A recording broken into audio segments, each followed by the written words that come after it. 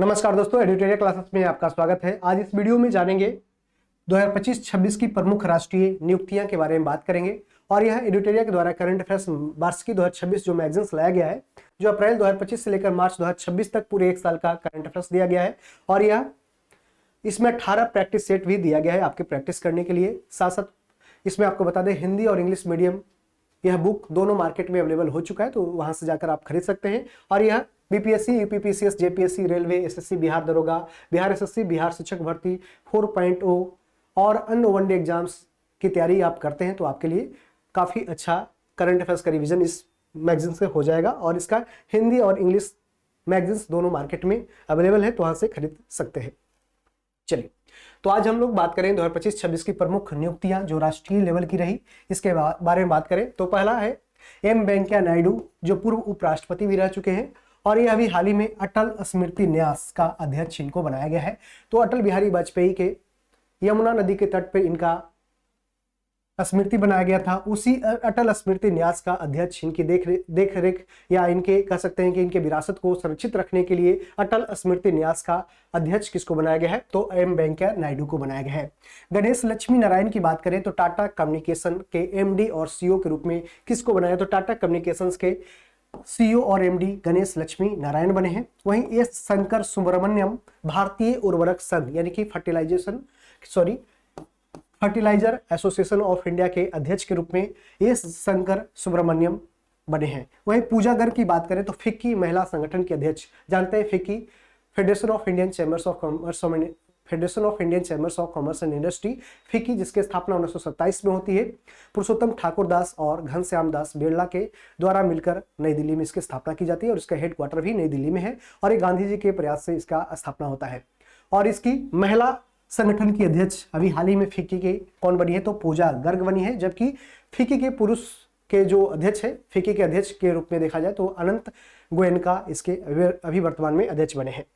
Air marshal Nagesh Kapoor की बात करें तो वायुसेना के नए उप प्रमुख के रूप में कौन बने हैं, तो वायुसेना इंडियन एयरफोर्स के नए उप प्रमुख के रूप में एयर मार्शल नागेश कपूर का नाम याद रखना है। वहीं अभय श्रीनिवास ओक, ये बिहार क्रिकेट एसोसिएशन के लोकपाल के रूप में बने हैं। अभय श्रीनिवास ओक बिहार क्रिकेट एसोसिएशन के लोकपाल, यानी इसके बारे में जो भ्रष्टाचार आदि इसमें होता है उसकी जांच आदि करने के लिए लोकपाल बनाया गया है बिहार क्रिकेट एसोसिएशन के अभय श्रीनिवास लोक। पुण्य सलीला श्रीवास्तव, जानते हैं भारत के ministry of health and family welfare के हेल्थ सेक्रेटरी भी है, यानी कि स्वास्थ्य सचिव है। साथ साथ ये भारतीय खाद्य सुरक्षा एवं मानक प्राधिकरण यानी food safety standard authority of India के अध्यक्ष के रूप में, यदि आपका इसका सीईओ पूछ दे तो सीईओ के नाम याद रखना है, कौन है, रजित पुनाहानी। सीईओ कौन है, रजित पुनाहानी। और अध्यक्ष कौन है, तो ये पुण्य सलीला श्रीवास्तव। जनरल वीरेंद्र वत्स, ये एनसीसी के महानिदेशक यानी कि नेशनल कैडेट कोर के महानिदेशक, जिसकी स्थापना कब होती है, 1948 में इसकी स्थापना होती है। कुंजरू समिति के अनुशंसा पे की जाती है। कुंजरू समिति के अनुशंसा पे एनसीसी नेशनल कैडेट कोर की स्थापना की जाती है 1948 में। और इसका जो थीम है, या कह सकते हैं टैग लाइन क्या है, तो unity and discipline. Unity and discipline है, ये कई बार एग्जाम में पूछा गया है तो आपको याद रखना है, ठीक है।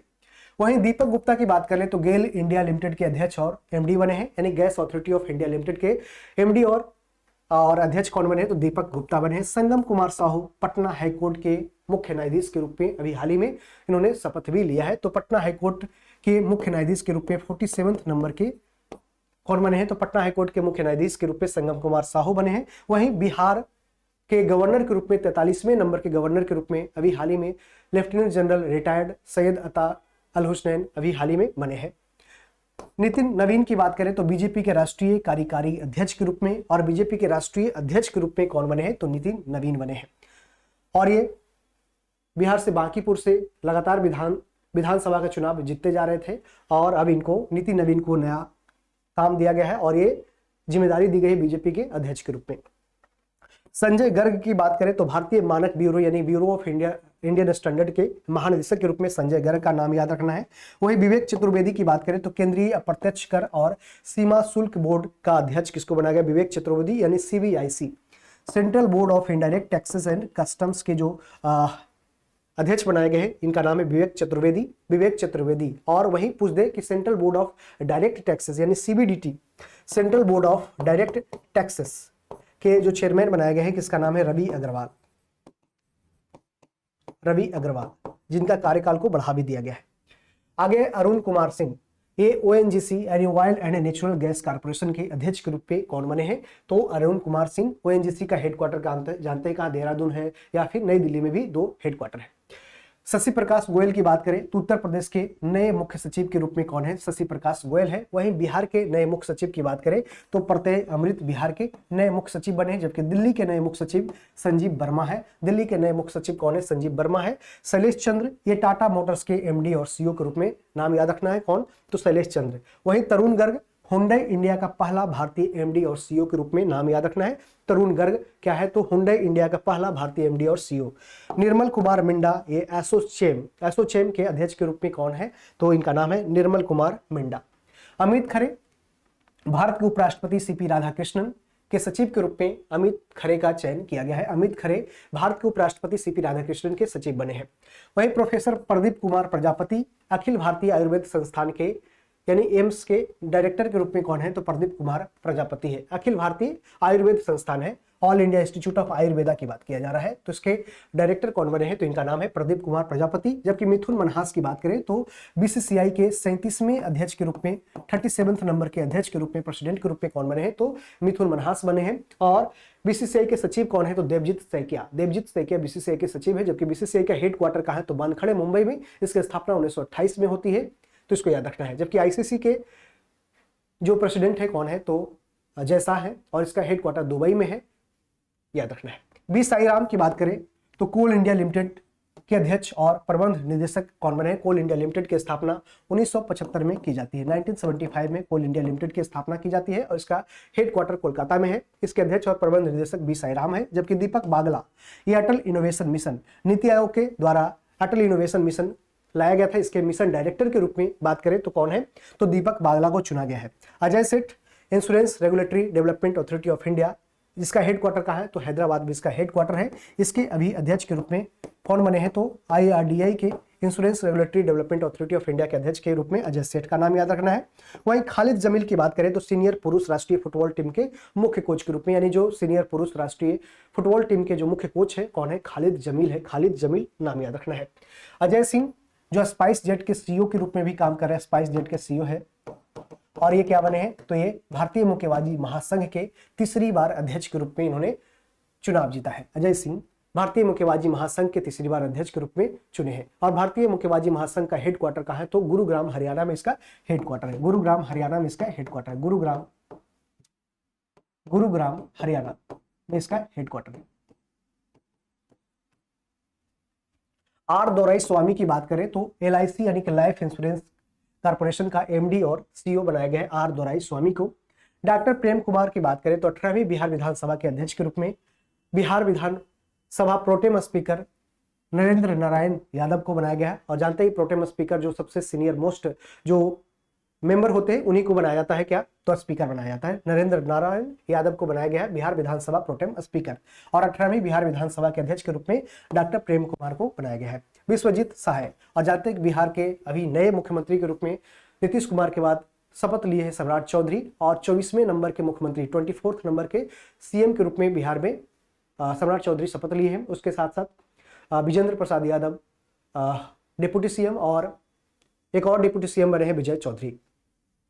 अनंत गोयनका, फिकी यानी federation of Indian chambers of commerce industry के नए अध्यक्ष के रूप में याद रखना अनंत गोयनका बने हैं, जिसकी स्थापना 1927 में की जाती है घनश्याम दास बिरला और पुरुषोत्तम ठाकुर दास के द्वारा गांधी जी के समर्थन से, और इसका हेडक्वार्टर नई दिल्ली में है। लालू प्रसाद यादव, यह राष्ट्रीय जनता दल यानी आरजेडी के अध्यक्ष के रूप में 13वीं बार इनका चयन किया गया। तो लालू प्रसाद यादव राष्ट्रीय जनता दल के अध्यक्ष के रूप में 13वीं बार बने हैं। और अभी हाल ही में जनता दल के जेडीयू के भी अध्यक्ष के रूप में किसका नाम याद रखना है? तो नीतीश कुमार जेडीयू के अध्यक्ष के रूप में बने। जेडीयू के अध्यक्ष के रूप में कौन है? तो नीतीश कुमार का नाम याद रखना, जो अभी बिहार के मुख्यमंत्री के पद से इस्तीफा देकर राज्यसभा के सदस्य के रूप में उन्होंने शपथ ग्रहण किया है। नवीन पटनायक बीजू जनता दल के अध्यक्ष 9वीं बार चुने गए। नवीन पटनायक बीजू जनता दल के अध्यक्ष 9वीं बार बने हैं। जानते हैं कि ये उड़ीसा के मुख्यमंत्री कई सालों से रहा। नवीन ये नवीन पटनायक रहे। उसके बाद आपने देखा कि वहां पे मोहन चरण मांझी, बीजेपी की सरकार बनती है और वहां पे मोहन चरण मांझी क्योंझर सीट से, विधानसभा सीट से चुनाव जीतकर ओडिशा के नए मुख्यमंत्री बनते हैं।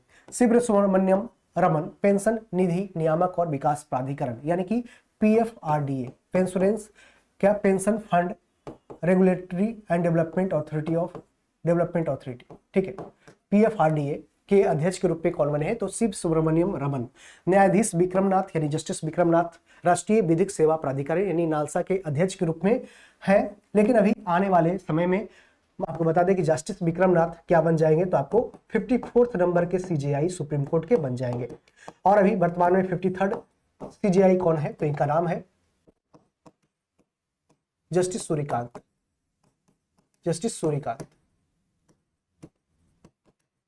जस्टिस सूर्यकांत का नाम याद रखना है। और नालसा जानते हैं कि आर्टिकल 39A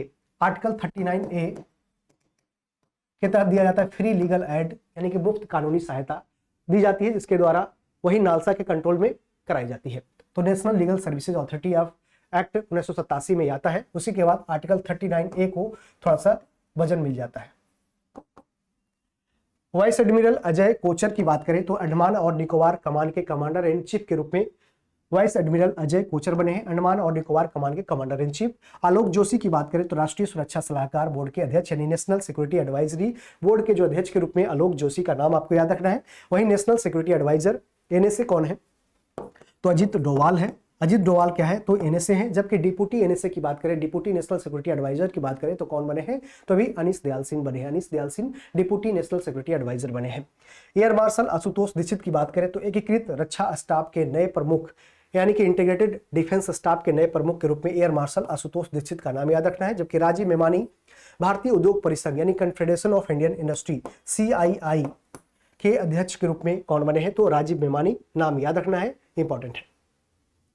CS शेट्टी यानी कि श्रीनिवासुलु शेट्टी, ये भारतीय बैंक संघ यानी इंडियन बैंक एसोसिएशन के अध्यक्ष के रूप में भी है। साथ साथ SBI यानी स्टेट बैंक ऑफ इंडिया के भी अध्यक्ष के रूप में, चेयरमैन के रूप में कौन है? तो ये CS शेट्टी यानी श्रीनिवासुलु शेट्टी है। डॉक्टर मांगीलाल जाट की बात करें तो भारतीय कृषि अनुसंधान परिषद यानी Indian council of agricultural research ICAR के क्या है? तो ये डायरेक्टर जनरल है। ICAR के डायरेक्टर जनरल कौन है? तो ये डॉक्टर मांगीलाल जाट है।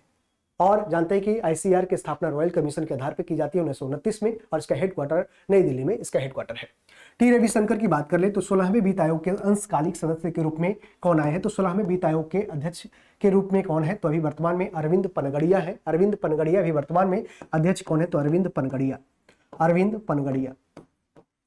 और वही बात करें तो इसके सदस्यों की संख्या क्या होती है? तो एक अध्यक्ष होते हैं और 4 इसमें क्या होते हैं? तो सदस्य होते हैं। एक अध्यक्ष और 4 सदस्य होते हैं, यानी कि टोटल 5 इसमें वित्त आयोग में काम करने वाले सदस्य होते हैं, एक अध्यक्ष के साथ साथ 4 सदस्य। अश्विनी लोहानी की बात करें तो प्रधानमंत्री संग्रहालय एवं पुस्तकालय के डायरेक्टर के रूप में किसको बनाया गया? तो अश्विनी लोहानी को बनाया गया है। जबकि एस महेंद्र देव प्रधानमंत्री के आर्थिक सलाहकार परिषद के अध्यक्ष के रूप में बने हैं। यानी PM के क्या है? तो इकोनॉमिक एडवाइजरी काउंसिल के है जो अध्यक्ष के रूप में कौन है? तो एस महेंद्र देव का नाम याद रखना है। संतोष कुमार यादव क्या है? तो राष्ट्रीय राजमार्ग प्राधिकारी यानी कि national highways authority of India के अध्यक्ष के रूप में संतोष कुमार यादव बने हैं। और पहले ऐसे दलित क्या है? तो सॉरी, यहाँ पे मिस्टेक है। संतोष कुमार यादव क्या है? तो राष्ट्रीय राजमार्ग प्राधिकरण के अध्यक्ष हैं। अरविंद सिंह साहनी की बात करें तो भारतीय तेल निगम यानी इंडियन ऑयल कॉर्पोरेशन के नए अध्यक्ष के रूप में, इंडियन ऑयल कॉर्पोरेशन के अध्यक्ष के रूप में अरविंद सिंह साहनी बने हैं।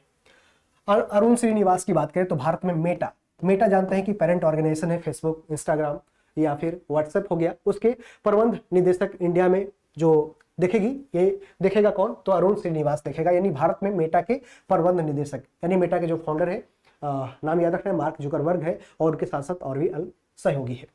एस सोमनाथ की बात करें तो चाणक्य विश्वविद्यालय में बेंगलुरु के कुलाधिपति के रूप में एस सोमनाथ जो इसरो के चेयरमैन के रूप में काम कर चुके हैं। 10वें जिन्हीं के प्रयास से, इनके ही उस समय जब ये इसरो के चेयरमैन हुआ करते थे, तब चंद्रयान 2 सफलतापूर्वक साउथ पोल चंद्रमा के दक्षिणी ध्रुव पे सफलतापूर्वक लैंड किया था 23 अगस्त को, जिस कारण से 23 अगस्त को मनाया जाता है क्या? राष्ट्रीय अंतरिक्ष दिवस।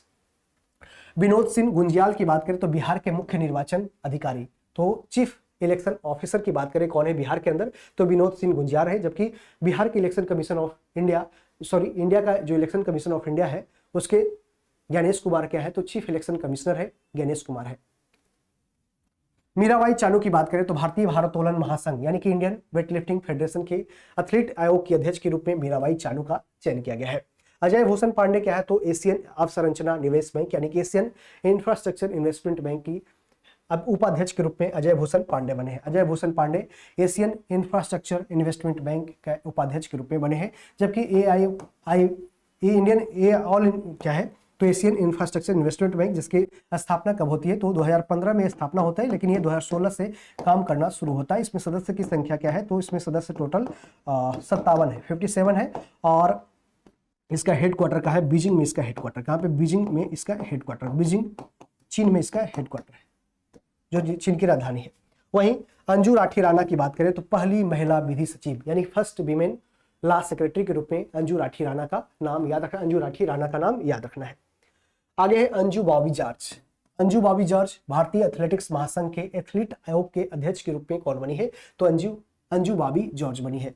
जबकि पीवी सिंधु BWF यानी कि badminton world badminton federation athlete आयोग के अध्यक्ष के रूप में पीवी सिंधु का नाम याद रखना है। वह शिशिर सिन्हा ये राजगीर खेल विश्वविद्यालय के पहले कुलपति यानी राजगीर स्पोर्ट्स यूनिवर्सिटी के पहले कुलपति के रूप में शिशिर सिन्हा का नाम आपको याद रखना है। जानते हैं कि अभी हाल ही में राजगीर में स्पोर्ट्स को बढ़ावा देने के लिए राजगीर खेल विश्वविद्यालय का गठन किया गया, वहाँ पे इसका इंफ्रास्ट्रक्चर डेवलप किया गया है और वहाँ पे राजगीर में इंटरनेशनल लेवल के स्पोर्ट्स एकेडमी के साथ साथ वहाँ पे इंटरनेशनल क्रिकेट एकेडमी की भी स्थापना अभी हाल ही में किया गया है।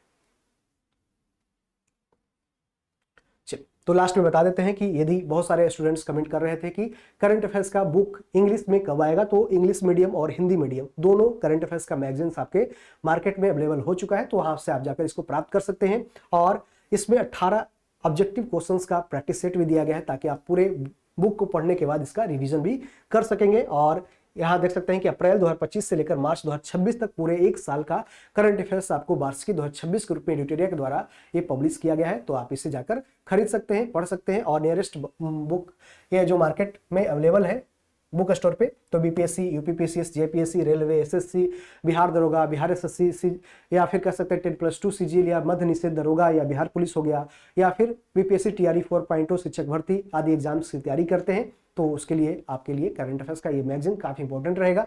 साथ साथ आपको बता दें कि बीपीएससी टीआरई 4.0 का बैच भी आपके लिए लाया जा रहा है ड्यूटेरिया के द्वारा, तो इसमें आप जुड़े। और ज्यादा वैसे स्टूडेंट्स जो मुख्य रूप से इसकी तैयारी करते हैं, टीचर्स के एग्जाम देने जा रहे हैं, तो उनके लिए है जो काफी फायदा आएगा। चल, तो मिलते हैं अगले क्लास में, तब तक बने रहें। Thank you, all the best.